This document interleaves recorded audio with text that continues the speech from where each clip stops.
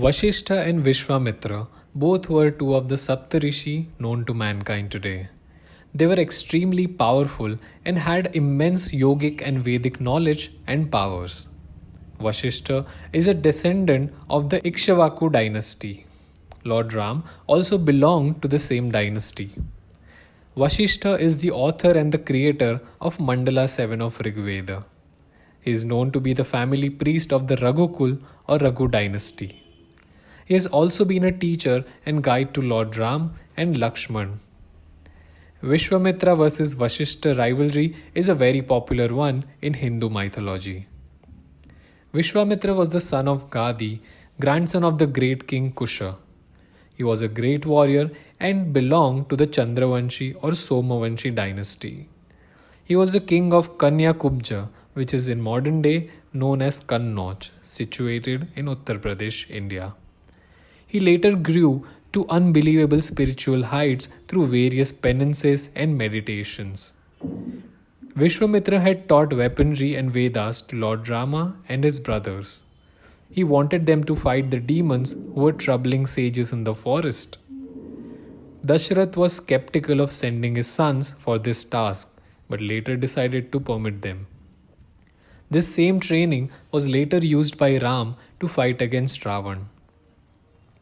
The Vishwamitra versus Vashishta clashes were so infamous then and continue to be now. When the two strong personalities exist together, there are bound to be fights and attempts to showcase their superiority. Vishwamitra had a tendency to keep clashing with Vashishta to prove his power and supremacy over him. Their fights had become so often and sometimes so dangerous that Lord Brahma had to intervene sometimes. Out of the many incidents, two are very well known through various writings. Vishwamitra cursed King Harishchandra to turn into a crane after facing multiple indirect insults from the king and his subjects. When Vashishta came to know about this, he turned himself into a crane too in attempts to accompany the king. Vashishta once destroyed the entire army of Vishwamitra with his spiritual and divine powers. Vishwamitra was very furious and wanted to seek revenge on Vashishta. He prayed hard and did a very stringent penance to impress Lord Shiva and seeked his blessings. Lord Shiva finally came to him and blessed him with the knowledge of celestial weapons. He was very proud of his achievement and filled with happiness to be finally able to take the sweet revenge he waited on. He proceeded towards Vashishta's hermitage and killed thousands of his sons, leaving the place in complete chaos. Vashishta used his Brahma Danda to contain all the power from Vishwamitra and nullified it. He then attempted to attack Vishwamitra. This could have led to mass destruction. The gods interfered at the right time and stopped this from happening.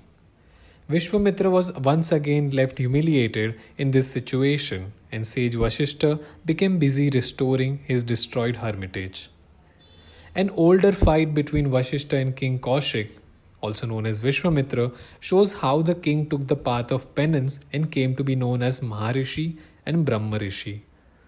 This Vishwamitra versus Vashishta incident started when King Kaushik laid his eyes on the divine cow called Surbhi, owned by sage Vashishta.